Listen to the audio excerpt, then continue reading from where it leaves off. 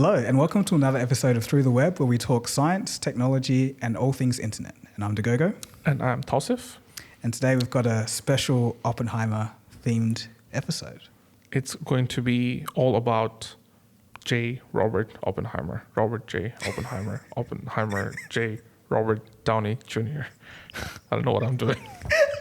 Should I just make an explosion sound here? Yes, please. We'll edit that in.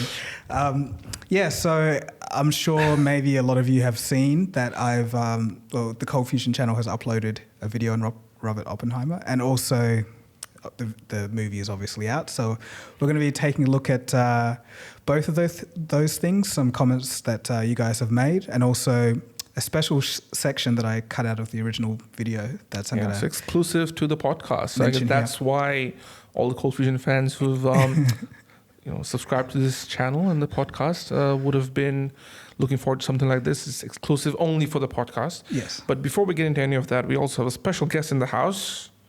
Brayden the Producer. Hello.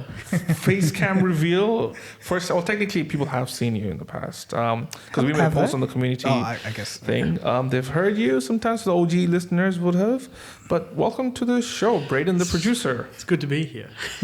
Well, I mean, you're the one running the show, really. So, but it's going to be interesting because, again, this is going to be a different episode. If you're a ColdFusion fan, if you're an Oppenheimer fan, and I guess if you're a Brayden fan, then this episode's for you. If you don't take either of those boxes, then maybe you might not enjoy it as much as the other ones, because we're not going to cover the day-to-day news. Yeah. I mean, Twitter is now X. We haven't done much research on this. It just happened like 30 minutes ago before we pressed record. So Elon, he just can't get a break.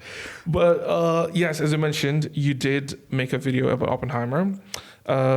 Do you just want to walk through as to, first of all, why you decided to do this topic, and also posting it around the same time, right before the film as well? Yeah. Maybe talk about that. So the idea of the Oppenheimer video has been around for a while, like probably over a month, right? And it just wasn't executed quickly enough. So it ended up coming out, I think, 2 days before the film's released in the US.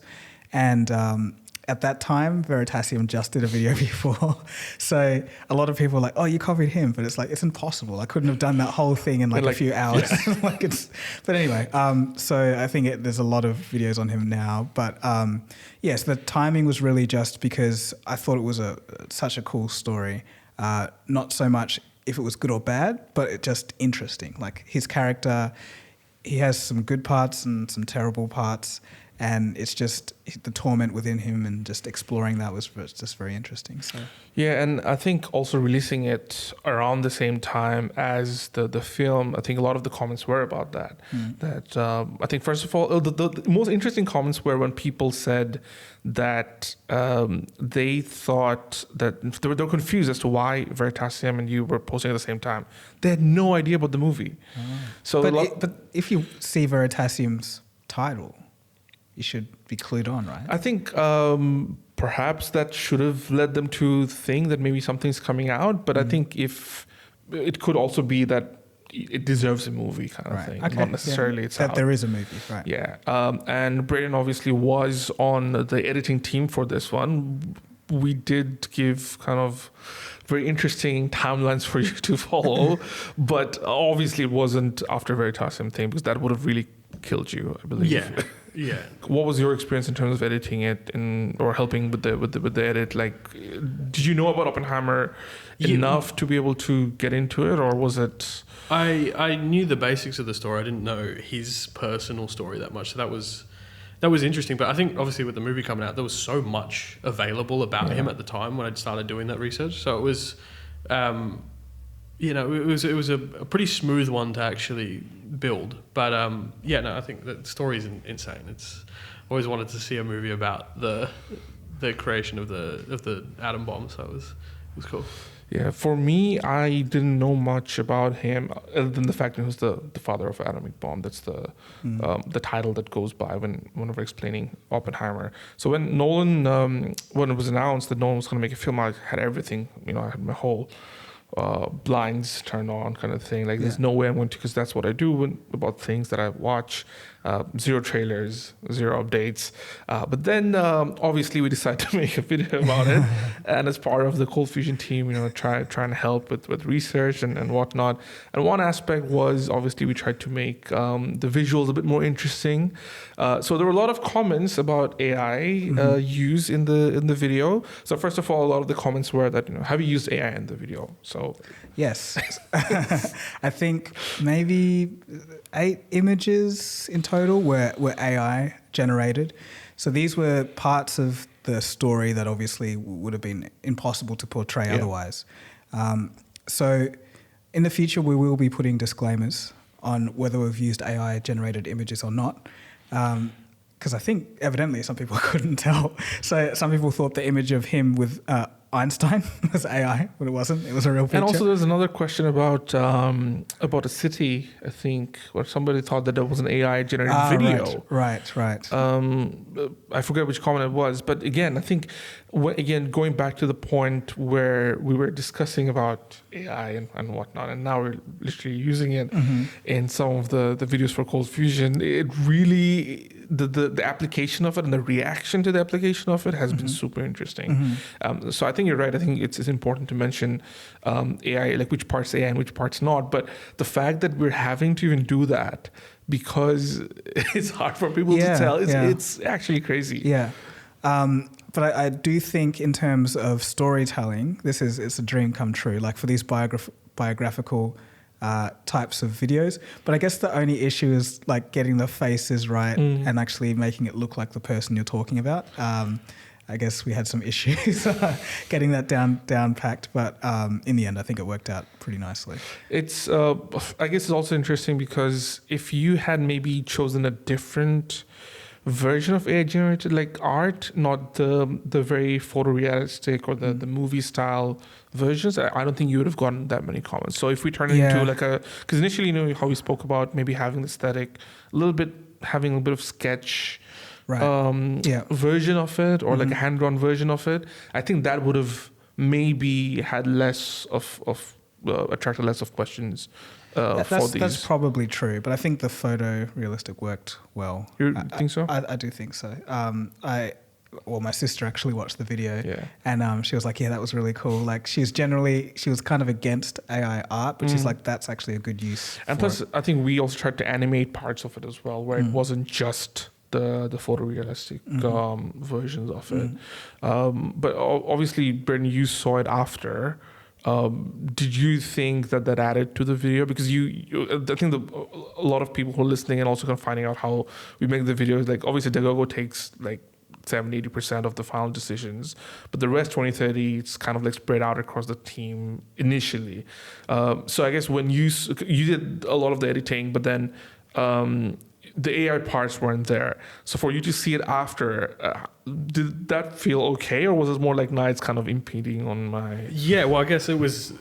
I thought it like really added. I thought it was sick. At first, I was like, "Hang on, was that an AI photo?" I was like, I didn't see that anywhere when I was researching this, and then obviously it was. But no, I thought it was really good because that was the one thing that I was lacking was like a way to emphasize certain parts of the video, like when the bomb was going off and all that stuff. And just besides showing just straight up footage over and over again, like because you are limited to what you can find from 1945 or whatever it was.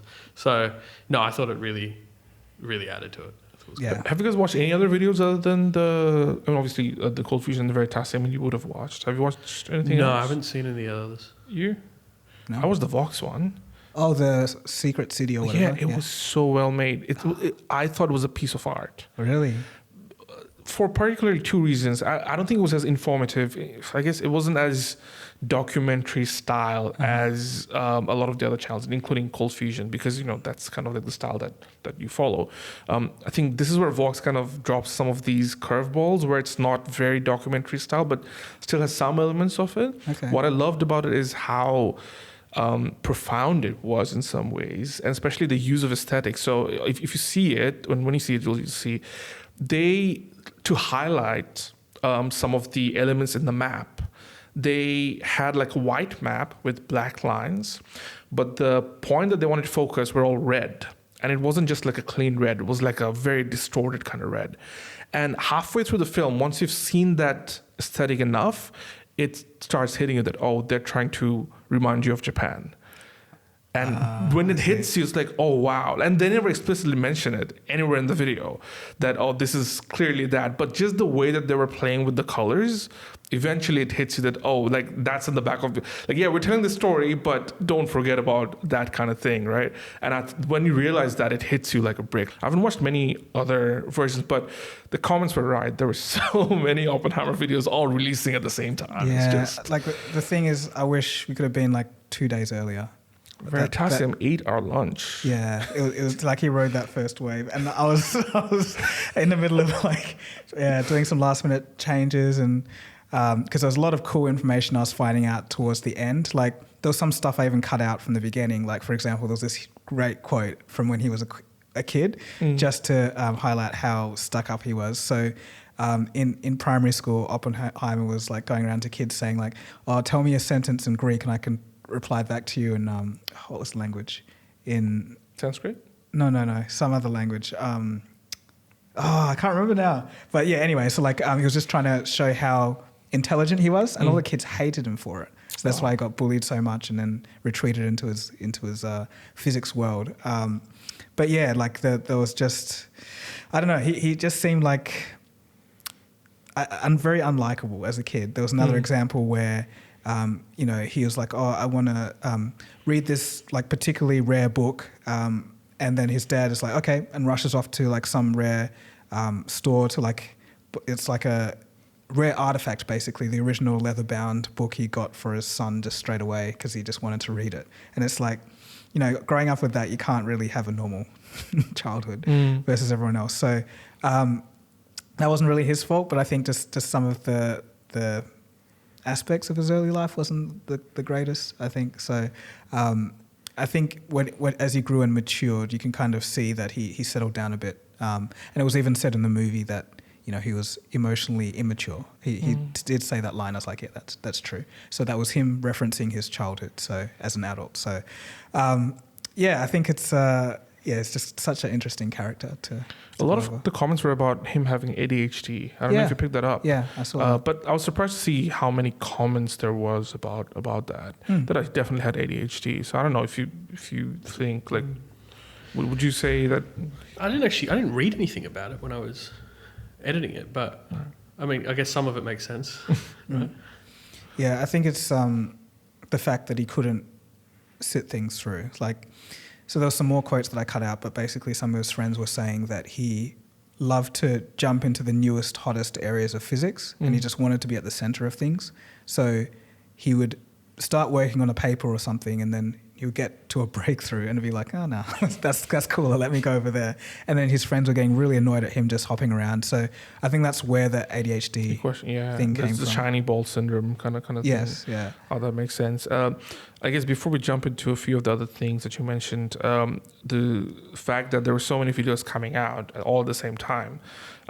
Some people had no idea that obviously the movie was out, so they thought a few questions were about that if you spoke to Veritasium first and then you planned all this thing together, and a few other like, do you guys like work in a group or something? And it's like, and everybody's covering the same topic because they had no idea about the movie. But the other angle of that phenomenon was how a lot of people thought that this was a marketing push by the studios. And I'm thinking... It's always some big conspiracy, isn't it? Yeah, it's like, we wish, like, Christopher Nolan banging, like, Brayden's door, like, Brayden would be on it. Yeah, Christopher Nolan, I'd sell out to Christopher Nolan. I think we all would in some way. So that definitely wasn't, like, a marketing push. But the reason why I guess so many people jump on it, because obviously the SEO favors these titles. You're likely to get more eyes on these videos, and some people might think, like, why do you want to play that game? But I think this topic kind of made sense for ColdFusion, right? And you said that this was one of the best videos you've made. So like as in, I think just diving into it, and I guess, I don't know, like it just was fun to do. Yeah. But as I mentioned, you also cut out a lot of different parts. Do you want to maybe talk about them? Yeah, sure. Before we talk about the movie? So I cut out a section at the end that went over 5 fun facts about the Manhattan Project. Not so much fun, but just 5 facts. So I don't know if I have time to read over all of it, but basically I'll read all 5, and then you say which 2 you want to hear about. Okay. So one of them is the Nazi state hindered German progress on the atomic bomb. The second one is just about the British-Canadian atomic bomb program. The third one is just how big the Manhattan Project was. The fourth one is that it was infiltrated by the Soviets. And the fifth one is that the Doomsday Clock was actually born out of the Manhattan Project. I'm going to pick one, but I'll let Brayden pick one as well. Okay. I think I find the Nazi hindering themselves to be the most interesting one. Okay, we'll do that. I'll do the Doomsday one, even though number 3 was quite interesting. Okay, sure. So so number 3 was actually in the movie, if you remember. What was number 3? I know number 3 was interesting, but I forgot what number 3 was. Actually, sorry. Number 4 was in the movie. Number 3 was just the Manhattan Project was massive. The Soviets one was number 4. So. That's right. Yeah. But yeah, I'll pick the Doomsday one because I know what the Doomsday Clock is about. Yep. So it'll be interesting for me to know. So basically on the Nazi state one, essentially the German, I guess upper management of the country and Hitler and everything was so against the Jews and all the minorities that they discriminated against them so hard that many of the top scientists ended up leaving the country. So it turns out they pretty much pushed all of their talent out by being discriminatory, so they didn't have enough to really fester the project. And in addition, Hitler didn't really believe in the bomb. He was kind of against nuclear warfare or biological weapons, surprisingly. And so they didn't really give enough funding for it to happen anyway. So that's basically it. And they actually began research first in April of 1939 before the Americans. So they were on track, but they just couldn't get it done. Right. And the Doomsday Clock one. So let me try and summarize this. So there was a biophysicist by the name of Eugene Rabinowitz, and he was in the Manhattan Project.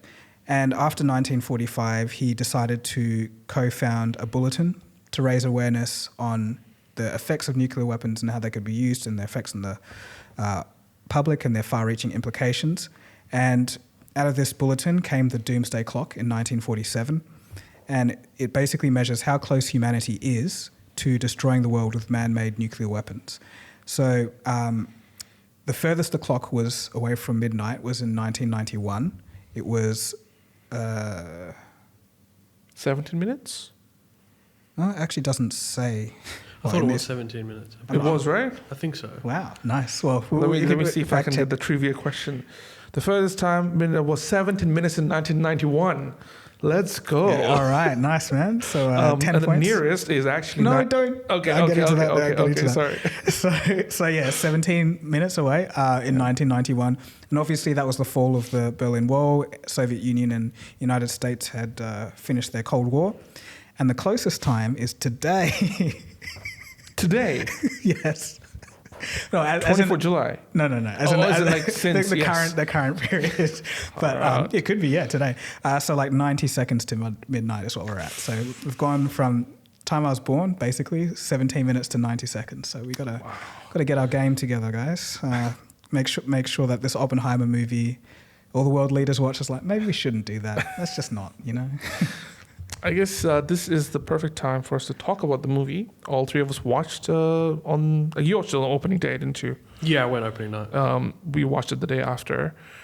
So this part will not be spoiler free. So if you're listening in and if you're watching in, you have 3 seconds to get off and there's going to be spoilers. So this is your warning. We should have like bells going around or something like that. Brayden edited it. So you know how Oppenheimer ends up getting married to Hitler? That was crazy. That was my favorite part of the film, like how they ended up peace, and the clock actually struck 200 minutes. Just keep going. Wow. Okay. We'll start with Brayden first, actually, because you're the one who first saw it. What did you think of the movie? I really liked it. It was different for a Nolan film. It was actually probably, even though it was probably one of his longest movies, I felt like it was, like I was expecting slow burn, but it ended up being 3 hours that was just full. Like it didn't drag. I didn't feel like there was anything that needed to be cut or it just kept going. Yeah. But No, it was interesting going in because I saw it with two friends, and I obviously had done all the research prior, so I could keep up with who these characters were as they were coming in. But watching, like, I remember a mate turning to me going, "Who the hell is that?" And I was like, and then after the movie, I ended up going, "Yeah, I knew who all these people were and all that." But I feel like they fed you so much info at such a rapid succession and just didn't give you quite enough time to really understand who everyone was. Despite being 3 hours. Yeah. And not just that, but like a lot of the information that they were giving was accurate, but you wouldn't know what it was. For example, they were referencing the super, but if you hadn't researched and known that was the code name for the hydrogen bomb, you'd be like, what's that? Like, just little things like that. And I agree, definitely. Like a lot of the things came thick and fast. And if you didn't know beforehand, you'd kind of be a bit lost at what's going on. You just kind of have to go with it. But I agree too. I think it was this is something that Nolan is known to do a little bit. Like he wants you to do a little bit of the homework. He wants you to be actively present. So even like with the previous films like Inception and Tenet, like I had to watch multiple times to understand. Like Tenet to this day I have some questions, but for example like Inception I had to watch multiple times to understand what was going on. But anyway, continue. Yeah, no, I think it was there was no hand holding with that. Exactly. With this movie. It was an information dump, and you were along for the ride. It didn't. It was different to a lot of his other films where he really likes to show and emphasize things. And in this, it was kind of just you're just watching these characters exist in the real world. Like they didn't overhype parts of it. There was the gradual build to the bomb. I feel like that was done incredibly well. But it wasn't like how like they dramatize moments in like movies that are based off reality, where it's just it was never quite that big, or that sentence he said or that thing. Even the way he quoted. The Sanskrit scripture, yeah. But yeah, they didn't over hype or over dramatize things. It was very concise. It was very, it just came thick and fast. So it was hard to keep up with. I think I will go see it again. It's a shame we don't have IMAX cinemas here. Yeah, dude. It's the one thing. I saw the map of the IMAX studios around the world. It's like everything's clustered on the top left of the map, and then there's one in Melbourne, at the very bottom right corner, and that's it. Like in the entire southern hemisphere, there's just one. So yeah, we had one. We used to have one in Perth, didn't we? I don't know if it was ever IMAX specifically. We've got all the knockoff. Because the Carousel. No, I think the Carousel one had. Was it? I think so. I think I watched Interstellar there. Because IMAX, I mean, there's different formats. So you've got like 70mm film which is the true. This was supposed to be for the Oppenheimer. You're supposed to watch 70mm. Yeah. Did you hear about how many issues they had on release day with the film? Because this reel was the longest they've ever done. Right? Like Nolan had to go to IMAX themselves and be like, "Can you give me a 3-hour roll?" And they were like, I think so, and they had to. They ended up making their own film for this thing that had never been produced before. There was no black and white 70mm film, so it was all created from scratch for this film.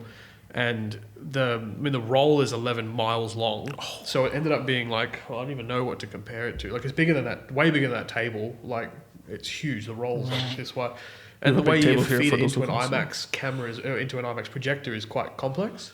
And because people that were back in those days when that was really like the best way to film, none of those guys are around anymore. So cinemas were flying people out to stay there for the week or two to actually run the projector. So they were having issues with audio sync being out, and like there was one cinema that it just cut out. Like 40 minutes left, they had to stop the film and reset it all. And so it was a really ambitious, for an IMAX project. Right. What did you like most about the film? I mean, having done, I guess, the research and obviously the editing of the ColdFusion video, what was one thing that you felt was portrayed like really well and it's like, yeah, that made sense? It's a hard one to narrow down because I feel like you need to see it a second time to like really understand, get your head around all the intricacies, because it was an intricate film. It was just so fast, like even though it was 3 hours. I think the build up, I think just the overall that immense build up of what was actually happening was done really well. What did you guys think of the explosion, like when the bomb went off? Well, as in like the whole silence thing, and well, did it just feel like smaller than you were expecting? Because that was an actual explosion, by the way. It was, yeah. There's no CG. Right. Wow. Okay. That's why the makeup was so bad in the end. when they were older. I don't know if that stuck out to you as well, because he doesn't use any extra effects to enhance the looks. Right. But so go on. Well, the actual explosion bit, I thought it was okay. I didn't think it. I thought it was okay as well, but the silence part was, I thought, beautiful. I loved it.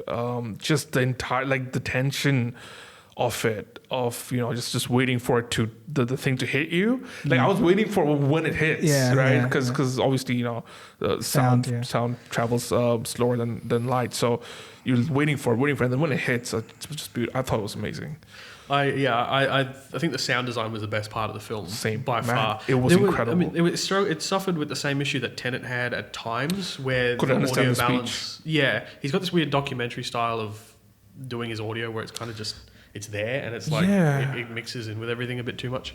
I don't know. It was the same thing with the Batman one as well with Bane. You couldn't hear what he was saying, and also with Dunkirk as well. Maybe I should sign up because people have trouble understanding what I say. So, Nolan, if you're watching, I think watching so much footage from back then when all those explosions were done, I think the shots of that particular night were pretty close. Some shots were almost shot for shot. Like, it almost looked like they had enhanced some of the footage from back then. But seeing the way those mushroom clouds used to appear, and like how shocking the impact was, I feel like it didn't give you, and it didn't show Hiroshima or Nagasaki, and I feel like, which was probably a tasteful way of doing it, I just felt like by the end you didn't quite get the full impact of what actually happened. Right. Like, there was a lot of talk about we're now in a different era. Like, the world is different, it'll never be the same now that we've done this, but I don't think we really quite got the full understanding. Maybe that was kind of intentional. It was more about like the characters and the story and building this thing, but the actual, I guess, explosion and the aftermath. Like the physicalness of it wasn't really. Because that would be, I guess, too much in your face for a movie. Because generally when you think, okay, if you were given the task to showcase what this film would be like, the first thing a lot of people would think, let's show the aftermath and people crying and whatnot. And obviously that's such an important part of it. But I think this one was more so from the angle of Oppenheimer himself, which is why when he was making the speech, the psychological issues. The psychological impact. I thought that was a great way to showcase that, because it was about. Sorry, I just realized something. I was going to tell you after the film, but I don't know if you noticed, but there was a scene where after the bomb had gone off, I think after the radio announcement, Oppenheimer stood outside and was smoking a cigarette, but it was exactly in front of that building in the same framing as what the thumbnail that we used is. Oh, really? Yeah, I don't know if you noticed it. I didn't notice it. Yeah. What I really loved, though, was the shot that we did of the eye, the close-up of the eye, and the bomb was going off on the eye, and they had something very similar on the side. I was like, oh man, that's so close to what we did. Like, Nolan just. But was it meant to be at night though? Like the thing? The explosion? Yeah. Oh man, I wish we had known this before, because I would try to make it. I didn't know that it was at night either. Right. So, did you know it was at night? Yeah. All the footage from the Trinity test was at night. Oh, should have been. But it's okay. Next time. Creative direction. What about you though? What did you think was done really well in terms of, like, when you've seen it, you've researched it in depth, and then seeing it play out pretty much around like 2 or 3 days apart from each other? I think the way that he brought life to these characters was quite impressive. All of them were quite distinctive. So obviously Oppenheimer was who he is, like very, very complex, very neutered man, but also like even Einstein, like the way he came across was very, very interesting. I felt like we always see this figure in silence, like we never hear him talk, but the way he brought him to life was pretty cool. I also think that the way the movie was structured was quite well done, in the fact that in the first half we got to see, obviously from Oppenheimer's early life to how the bomb came about, all the trials and tribulations with that. And then we kind of start seeing some of his communist ties, but then that really festers towards the end. And then we get to see like really the consequences of that period, but done in a totally separate way. So it's all in black and white, cutting in between them, but then at the end kind of stayed with it. So it's like a separate section. So I thought that distinction was pretty good. Yeah, how about yourself? I thought the sound design was impeccable. It was so well done. The music and the score as well. It was done by Ludwig Göransson. He did Black Panther before and a few other ones for Nolan as well. And also Childish Gambino. I was going to say, for the music lovers, he did Redbone and a few other Childish Gambino songs. So definitely a veteran in the industry. So it's also interesting to see how Nolan's working more with him and not so much with Hans Zimmer, who's been historically worked with some of the greatest movie scores of all times. So I thought that was still present there despite not having someone he's known to work with. Other than that, just the acting, man. I thought the performance of most individuals just top notch. I think knowing how to act it's such a you don't see good acting as that much out there anymore, but just seeing like the best people in the business doing the best versions of what they do was great. Also very happy to see Josh Peck. I don't know if you guys grew up watching Drake and Josh, so I was like, oh, Josh Peck, he made it. So that was a fun kind of, and also Rami Malek. Yeah, it was pretty random, but yeah. It was, but it was interesting, and apparently lots of these actors, they go head over heels to try and work for Nolan. Oh, of course, for like lower budget, like even if they try to get into some of these Oscar nominations or for future Nolan work as well. Just the way Nolan approaches his craft is so unique in this day and age, like the whole 70 mil IMAX stuff, or just not using CGI in a lot of these films. And yeah, I think a lot of the true, I guess, pursuers of art and craft in this field, they love what they do. So yeah, I thought the film was definitely a close to 10 out of 10 for me. But then again, I'm a bit biased because I'm a Nolan fan. So, but I've seen a lot of comments saying your video was better than the film. I haven't seen that. You've seen any of the comments? No, I haven't seen that comment. Oh, there's so many. There's one. There's like a few saying I enjoyed this more than I enjoyed the film. So and it was done before the film. It was done before the film. So that's for that. Nolan's been stealing from you if you're stealing from Veritasium. No. Yeah. So the thing with that was, I guess the initial script was done, and then it was, I think it was less than a day before we put it out. I found this podcast from a museum. Yes. And it had all these details that I'd never heard anywhere else. And I was like, whoa, got to put that in. Oh, that's really cool. It's like, this adds so much. Like, so there was, I went into different bits further and just kind of dug around. So that's why there was so much that I cut out, because I was like, I can't put all this stuff. It'd be like a 3-hour film. Yeah. But yeah, I'm glad that people think that. I also did try, so like from your original edit, I tried a lot more spacing, because I knew there was a lot more like information coming in. So like, I just let the music play or let a moment sink in. So just people could absorb it better than just rushing through it. So I think I'll do more of that stuff as well. It would be interesting to see some of the analytics as to drop-offs and whatnot. Right. Because obviously in this hyper fast world where things just have to move very quickly between cuts, taking that decision is actually a bold one. But for me, it doesn't make sense. It doesn't make sense to not do that, because if you think about it, if you're trying to absorb information, the human brain isn't an infinite sponge that can. Yes.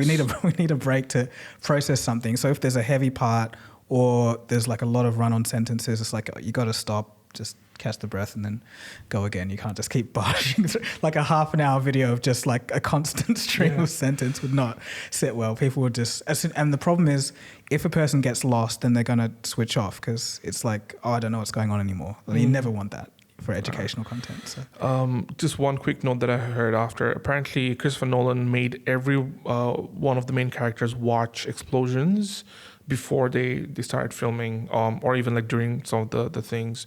So they took them out to like a specific desert and made some of those explosions live for the actors to watch and absorb, even if they had nothing to do with some of the stuff. And apparently, Cillian Murphy? Cillian? Cillian? I'll go with Cillian.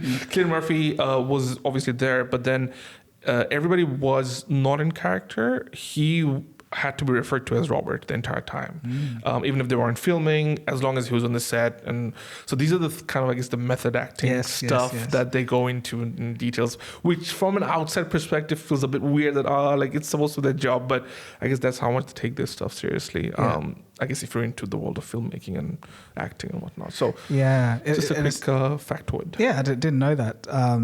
But yeah, with the method acting stuff, there's a whole bunch of different theories of if that works or not.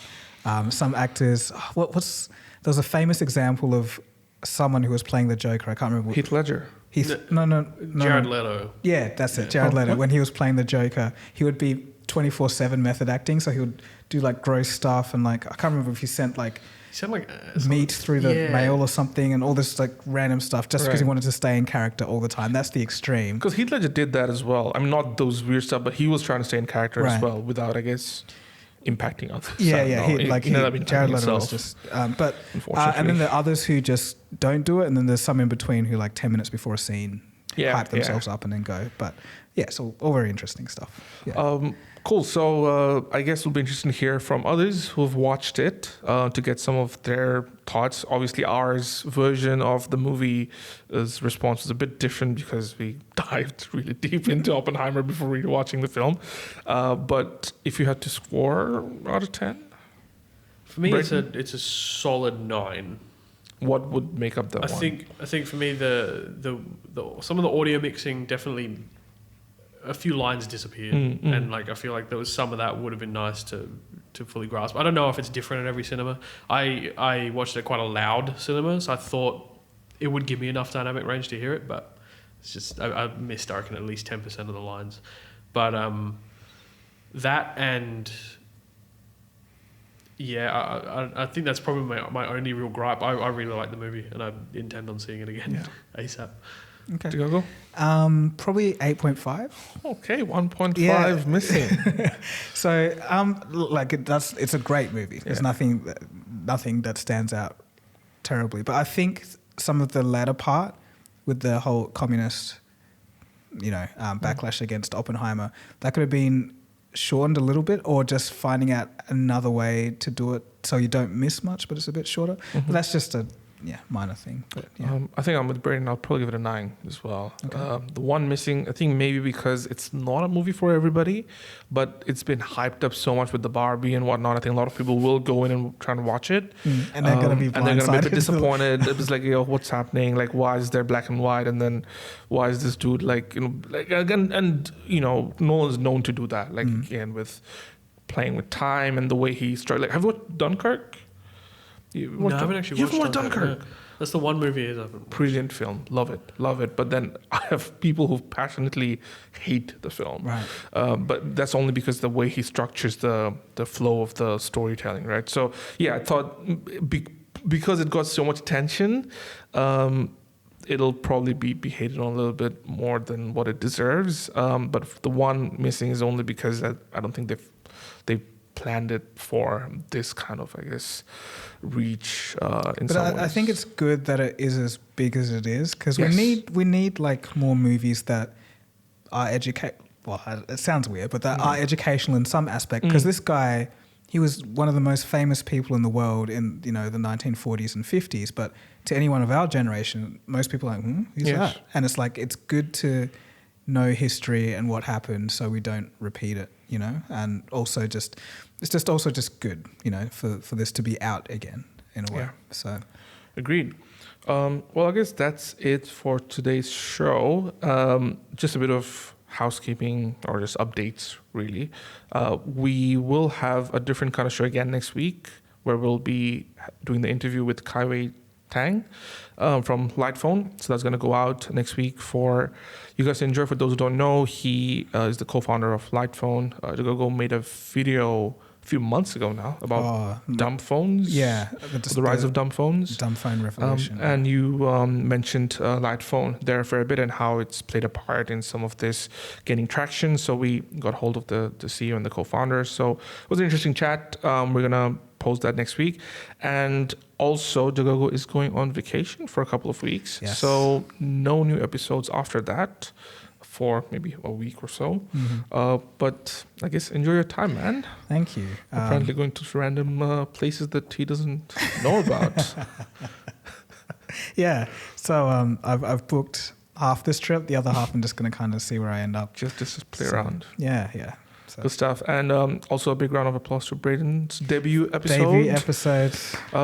Maybe we should, do more, movie reviews. Maybe Barbie next. I don't know. Who knows? Please.